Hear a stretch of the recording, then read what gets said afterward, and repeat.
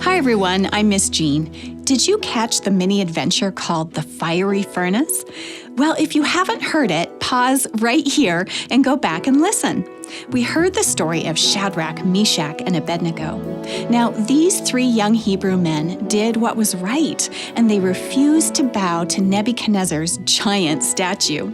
Now, they could have pretended to go along, but they did the right thing. And the king threw them into the fiery furnace, but God protected them. Now, you might not be asked to bow to a giant statue, but there are times in your life when you'll have to choose between choosing to stand for what is right or just going along to get along. Well, in last week's mini adventure, Gracie exercised her faith and everything turned out all right. Travis Manning is starting his new job as an accountant for Foreman Construction Products. It looks like his client, Brian Foreman, is showing him around. Let's join Travis and exercise our faith along with him. Thanks for showing me around, Mr. Foreman. You have an impressive business here. Just look at all these aisles of construction products. You have a busy store. Yeah, I'm proud of this store. My dad started it back in the day. Well, obviously he did something right. Yeah, Dad had one way of running things, and hey, no need to be formal. This is a family business. Call me Brian. Okay, Mr. Foreman. Brian. I can't tell you how happy I am to have you as a new client. Thank you for this opportunity. Well, Travis, my dad said that George Simon recommended you and that you'd be a good and loyal worker. Well, I owe Mr. Simon a thank you for that. That's what I want my employees. Loyalty. You can't run a business without absolute loyalty, right? Of course I'm right. I'm loyal to all my clients, Mr. Foreman. I do my best for every one of them, and I'll do my best for you. Now, let me take you over to Jim Mullen's office. Jim's worked here for more than 30 years. He'll show you our accounting system and get you oriented, all right? All right, I'm ready, Brian. There you go. You're gonna fit right in around here. Jim Mullins showed Travis where the sales records and all the accounting records were for the busy construction products store. And then he left Travis to get to work. Travis logged into the system and studied the information. Before he knew it, the day was well over. Travis, I didn't realize you were still here. I appreciate your dedication, but there's no reason to work overtime. Thanks, Mr. Foreman. Brian, look, I'm sure whatever you're working on can wait till tomorrow. Right. Well, I won't be much longer. I'm having trouble making sense of some of these figures. Is that so? If I've correctly added up all the items sold, then the sales figure should be higher. I can't figure out where I made a mistake. Oh, don't worry about that, Travis. It's your first day. You're still learning our system. True, but I'd still like to... Tell you what, just leave those papers to me and I'll go over them with Jim Mullins first thing tomorrow. Jim knows all the ins and outs of our accounting system. I'm sure this is just one of those little quirks of our system. Nothing to worry about. Well, all right, but I'd like to figure out things for myself. I mean, you're paying me to be your accountant. Of course, but we wouldn't want to wear you out on your first day, now would we? And we wouldn't want Jim to think you're questioning the way he does things. I suppose so. From now on, if there's anything you don't understand, you just take it to Jim and he'll work it all out.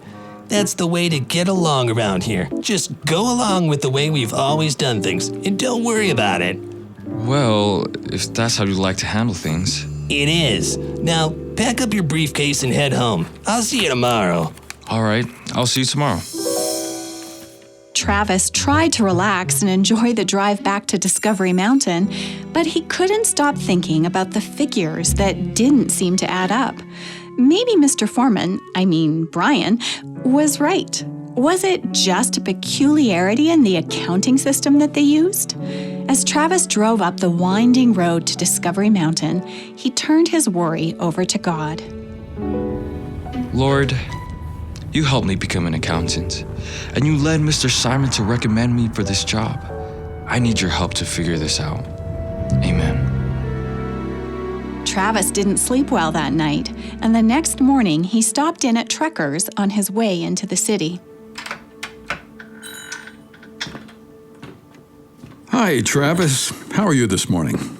Oh, hey, Mr. Simon. Did you miss your breakfast appleberry muffin from the cafe?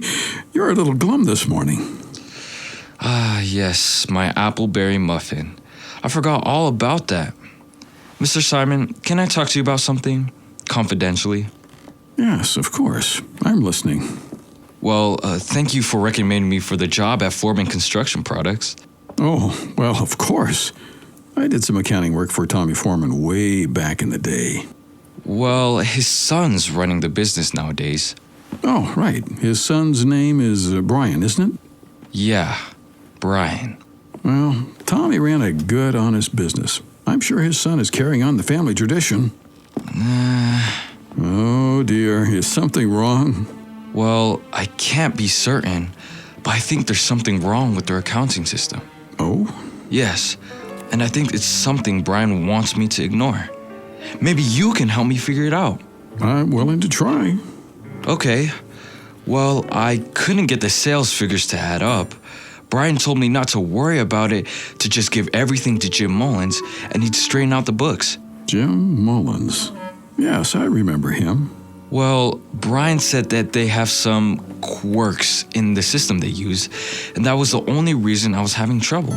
Well, that could be true. Every business has their own system. True, but the more I think about it, the more I'm convinced that Brian Foreman and Jim Mullins are hiding something. Hiding what? I'm just speculating. I could be wrong. But I think they're hiding some of their cash money sales. You mean that when a customer pays with cash, they don't record the sale? Right. They just take the cash and use it on something for themselves. Well, that would be stealing. That's quite an accusation. I know. I hope that I'm wrong, but it's the only explanation I can think of. So what do I do? Well, that's for you to decide, Travis. Yeah, I know, but do I follow Brian's advice and go along to get along, or do I ask more questions and possibly lose a client? There's a lot at stake here. There is a lot at stake. It reminds me of 3 young men in the Bible who faced a similar decision about whether or not to go along to get along. Only the stakes were much higher. Oh, Shadrach, Meshach, and Abednego? Yes. Remember, King Nebuchadnezzar put the giant statue on the plain of Dura? And they refused to bow down. That's right. Thanks, Mr. Simon. I know what I have to do. You're welcome, Travis. You're a good, honest accountant. I recommended you for a reason. Travis prayed quietly to himself as he walked into Brian Foreman's office. Well, here goes. Good morning, Travis. Say, have you seen Jim Mullins yet this morning? No. No, I haven't. I just got here. Well, he's got good news for you. He figured out right away where the confusion was about all those figures that had you stumped. Really? That's good, because the more I thought about it, it seemed obvious that the cash... Yeah, it turned out it was just some little decimal thingy. Nothing to worry about at all. From now on, he's happy to take the more complicated accounts and let you handle the simpler day-to-day stuff, all right? No, that isn't all right with me. Now, wait a minute. I thought that you were going to be loyal to the family business. Please, let me talk. I really need this job, and I know I can do it well. But I'm afraid you're not going to let me do my work the way I know I should. The problem wasn't some little decimal thingy. Just what are you suggesting? I'm suggesting that you and Jim Mullins are entering all your cash sales into the books. A few dollars might get misplaced here or there, just like happens in any business, but... But it can't continue. That's not the way I work. I can't look the other way at stealing. Stealing? I'm the owner of this company. If Jim and I take a few bucks out of the cash register now and then for lunch or some little expense or whatever, who cares? I care. I think your little expenses add up to more than you're willing to admit. And I can't have anything to do with it. So I guess you have a choice to make. I guess I do. Travis really confronted Brian, didn't he? What did Brian choose to do? Travis is walking back into Truckers now. Let's join him and find out what happened. Hello, Mr. Simon. Travis, you're cheery. Did everything work out with Brian Foreman? I suppose you could say that. He fired me. What? Are you all right? I'm great. It felt awful at first, but on the drive home, I realized something. God got me that job in the first place, so why was I so afraid of what I'd do without it now? God is in control. Indeed he is, Travis. Well, you are an honest accountant. I'd be happy to give you another recommendation. Thanks, Mr. Simon, but I already have another client to replace Brian Foreman. You do? Yeah. Before I even reached home, I got a phone call from Jeanette Jones. Madam Manager? Yeah, I'll be doing some accounting for the Emerald Lake Hotel and Spa. Well, congratulations, Travis. You stood up for what was right. You know, if Jim Mullins is involved in this, the problem's been around since my time working for Brian's dad. Maybe, Mr. Simon. Or it could be a new thing.